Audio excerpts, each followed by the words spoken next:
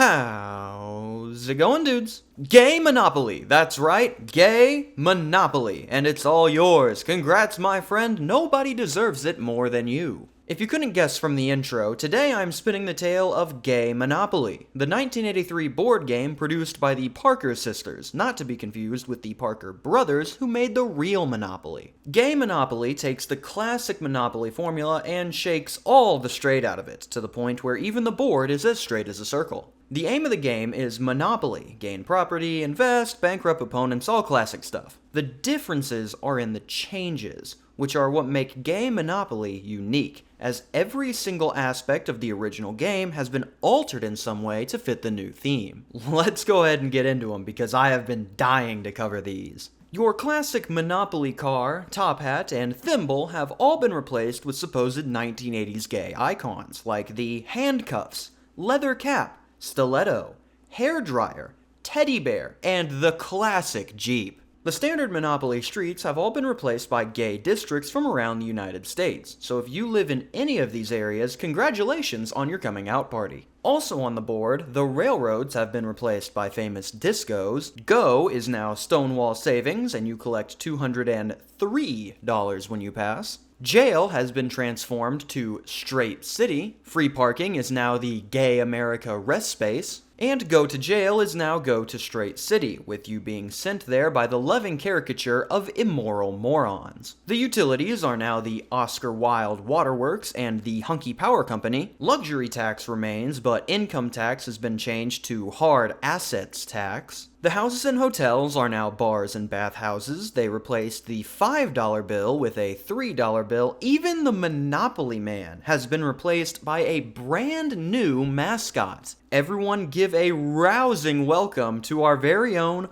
Ollie Gator. No, I did not spell his name wrong. Of course, the biggest change is to the cards. Oh, strap yourselves in for the cards. Instead of community chest and chance, we have 3 stacks of cards to choose from, each having very different effects on the gameplay. The new card stacks are the Family Pride, Manipulation, or Ollie's Hanky Code, and Ollie's Sleaze Bag. Ollie's Sleaze Bag is the chance cards of this game, causing events on draw that you must follow. Here are a couple of those effects. Time to kick up your heels. Advance to Cedar Springs Road for Razzle Dazzle Dallas. You won the calf roping at the Gay Rodeo. Collect $63. You were seen eating quiche. Advance to the Hunky Power Company and butch up your act. Do not pass Stonewall Savings and pay $69 in gym fees. Nice. Of course, you have the classic Get Out of Straight Free card. Your bathhouses are attracting a larger following. For expansion, pay $69 for each bathhouse you own. Nice.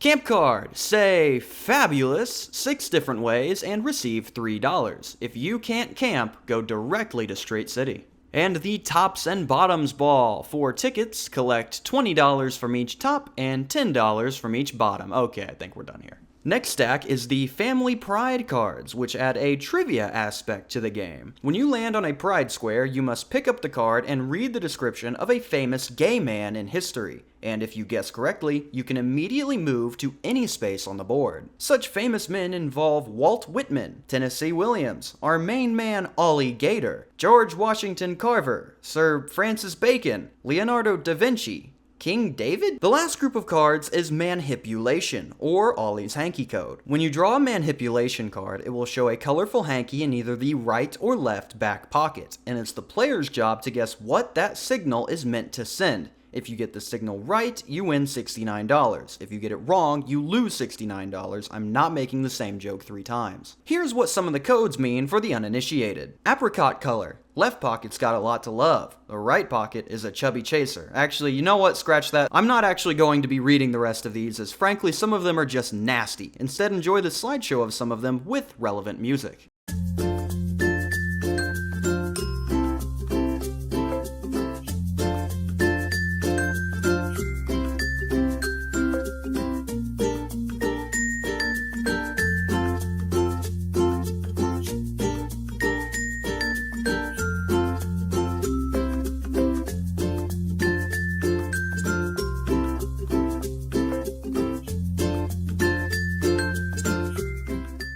Now you know how Gay Monopoly operates, but how well was the game received? Actually, it was received very well if we go off the totally real endorsements on the back of the box. Gay Monopoly was given the coveted Groovy Game Award by all 3 members of the Straight Airline Stewards Association. Gay Monopoly was voted the 469th most popular game at the Fire Island Meat Rack. Gay Monopoly recently received the Golden Nail Clippers citation from the FFA for service well above and way beyond the Call of Duty. And in recent exit polls at New York's Anvil and San Francisco's Slot, almost 42% correctly identified Gay Monopoly as a game. But don't just take their word for it, here's some of the testimonials from real players. B. Dubois in New Orleans says, "All those cute boys down on Bourbon Street just love it. Stanley plays it secretly. She's such a closet case. I love to be the banker myself." Epic. The only game, says Chucky J and all the girls at Studio 69 Hair Design in New York City. No. Hollywood housewife Joan C. says, "Better than Bon Ami to keep the kid quiet." And I can't believe it, and heaven knows I'll believe almost anything, says Reverend J. Fall for It in Lynch Mob, Virginia. Can I say that? Am I allowed to say that on here? While it seems like everyone was a fan of the game, there was one party that wasn't too excited about its release. The Parker Brothers. See, the brothers had a small issue with one of the game's mechanics, that being the blatant copyright infringement. Neither the sisters nor Fire Island Games ever got permission from the company to do any of this, and were promptly hit with a big fat lawsuit that killed the game, and later the company would go out of business. What I don't understand is that they had their own mascot, art style, gameplay elements, unique theming. Why not just make your own game? Controversial games have sold well before, and you wouldn't need to worry about getting the pantsuit off of you by the people you're ripping off. Could have been a big hit. But regardless, that brings to an end the tale of Gay Monopoly.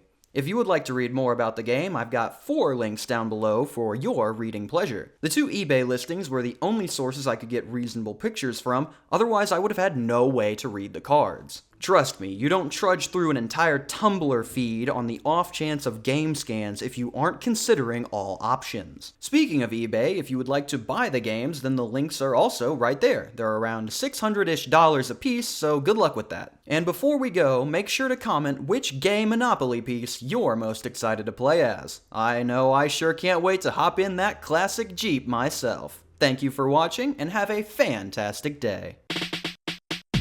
A special thanks to my suppliers, and my staff patron, Benny Rush, my chef patron, Matthew Connor, and my investor patron, Heinrich Schrodel. If you'd like to be like these heroes, you can use the link below to check it out.